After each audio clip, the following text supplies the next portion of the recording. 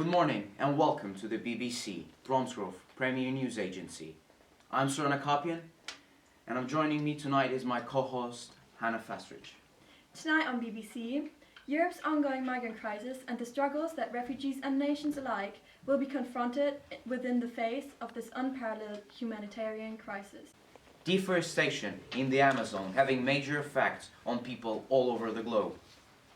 As well as how one man's bad review on a travel website allowed him to enjoy his next holiday like never before. Stay tuned as we present major news of today and the insight that you won't want to miss, only on BBC.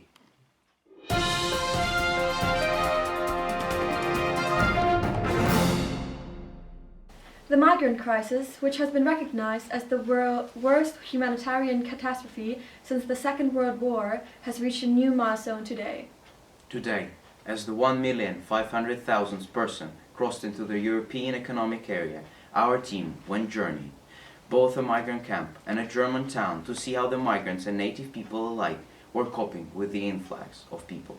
One of our very own, Dina Kurzdorfer, was sent to the front lines of the developing crisis to see how people live while pushed to their limits. Over to you, Dina. Ill for days and days. There's simply not enough medicine. I'm ill, my mom is ill, my son is ill, my daughter is ill, everyone is ill. I see. So what kind of facilities would you like to see in the future? We need tents, we need doctors, we need nurses, we need everything, you know? Mommy, He needs food, you know?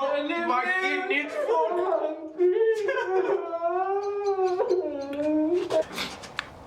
All of the volunteers I interviewed agree. Much more good could be done if the available food banks, NGOs and everything would carry more capacity. We need food here, we need Listen to what this volunteer nurse has to say. So the problem in this camp isn't about the resources, but it's the issue that we do not have enough medicine and facilities. There's only 30 cots for over 8,000 people in this camp. And if nobody respects the sanitation rules, there will not be any positive change. That is the main issue of this camp. I suppose that we need more help from other organizations for this to become better.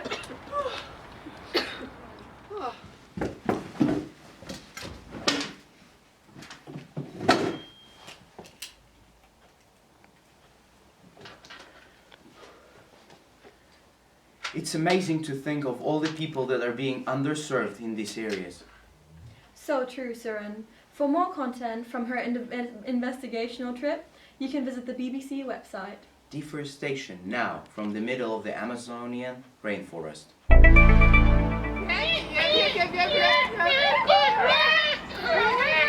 Deforestation is nothing new. It's been going on since the dawn of time. However, since the Industrial Revolution, the pace of deforestation has meant that we're fast stripping the planet of its resources. Because of the pace that we're doing this at, the Amazon is shrinking steadily each day. The planet is losing species every day, and therefore the biodiversity that makes this of the world special is going to. However, like fragile ecosystems in our countries, every decision has consequences. The Amazon rainforest, however, produces 20% of the world's oxygen every year. However, it also takes in 2.2 billion tons of carbon dioxide every year. That's almost 10% less than it was 18 years ago. This means that in our atmosphere there is having more and more harmful carbon dioxide that contributes towards global warming. Global warming is bad. However, the fact that since it was discovered in the 1960s, nothing major has been done speaks volumes about the length to people to preserve their own lifestyle without thinking of others. This local woman has seen the way in which the Amazon rainforest has changed as legislation has been weakened. Thank you. The rainforest is becoming thinner, very so different than when I was a kid. And the government doesn't care about the Aboriginal people like my family. They only care about their profits and about thousands and where they have lived. So they send people to move my family along from where they lived thousands of years, and they don't think about the negative consequences for all this. All this depends on obviously, us local depend on it. But what's more, the people of the world too. A very moving story with such profound impacts on us all. Very sad, yeah. On to our last story for the night. Before we meet our guests, the renowned economists Rhiannon Isaac and Diana Sakan.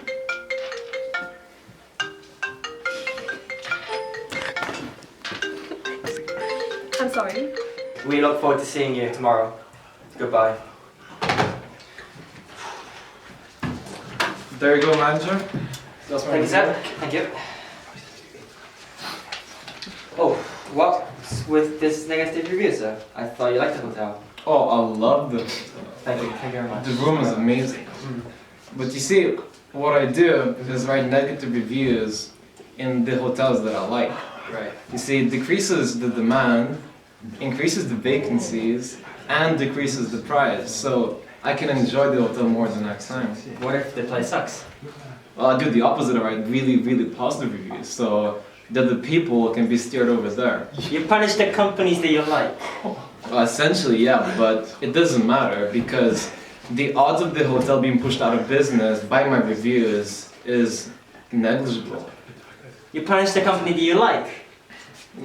Yeah, I mean, Treasure of the Commons, man. I mean, if you all do that, the system will collapse. Yeah, like I told you, Treasure of the Commons, but it doesn't matter because it doesn't affect my logic. That's not a tragedy of common anymore. That's a tragedy of common. You're being a. You call me!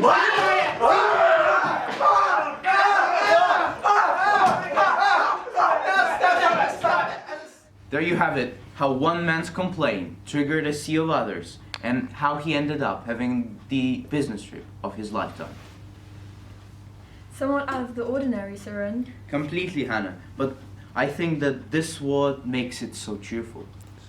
Now onto our final segment of the night, the alternate take on today's stories. Each day we try to bring you an alternate view on today's events to hopefully change some opinions and maybe your viewpoints. Tonight we're joined by Rhiannon and Diana, the best economists the world has ever seen. Thank you for having us. Always a pleasure. So tell us, what were your initial thoughts on the stories of tonight? Well, initially we thought that this was a classic example of something called the tragedy of the commons. I beg your pardon. It's an economic phenomenon that explains how the welfare of the group is minimized when everyone acts only in their best interests. So say for example you have a field, and that field can hold 9 cows. And so there are 3 farmers in your village, and so every farmer can have 3 cows. But if that's the only source of income for the farmers, they'll want to have more cows. Except as they put more and more cows on the land, that means that over time, eventually their revenue or their return from this plot of land is going to decrease. And so it'll end up costing them money in the long run. Alright, so all economists have a theory to explain the way in which selfishness can affect the world around us.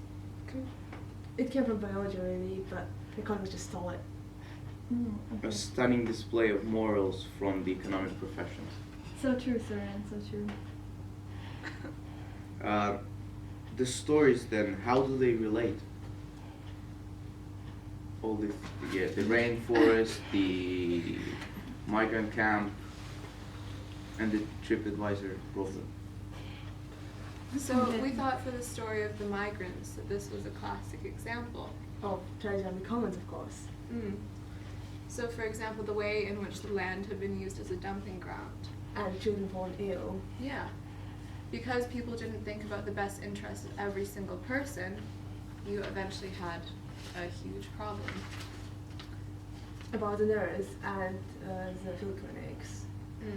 I think it's not the best example of the tragedy of the commons, but we can still relate to it.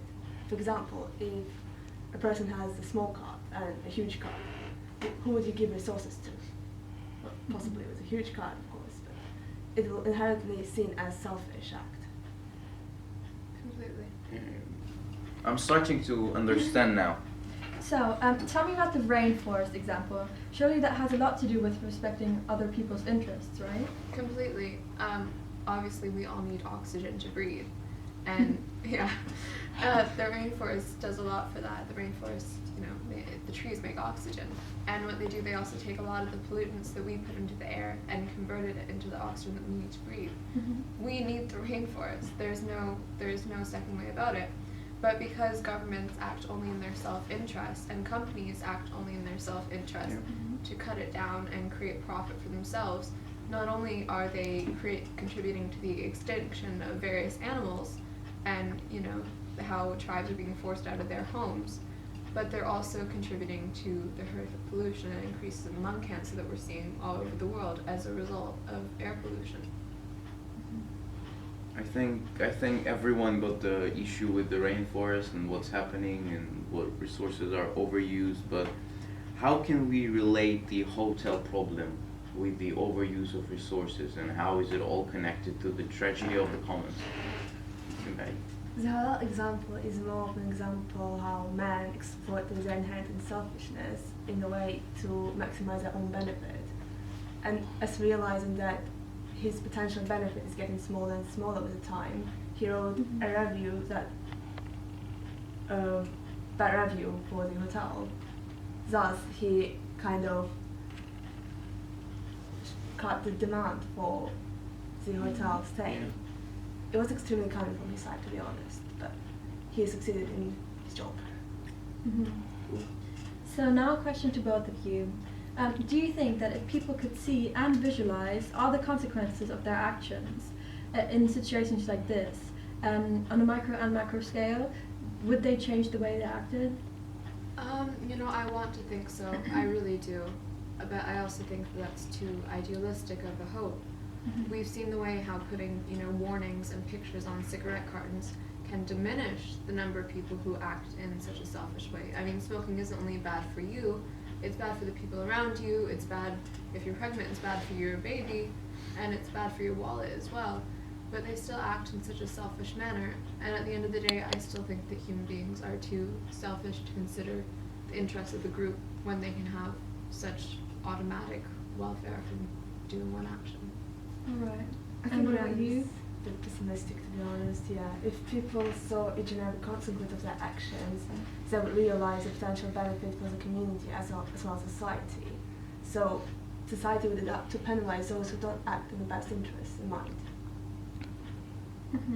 So thank you for your input and being here. It's really good. And that was extremely interesting. Thank you. Do you have an opinion about the things you've heard tonight? Tweet using the hashtag BBC Insight or comment on our website or Facebook page. That's all from us and our team today. Have an amazing evening. Bless up!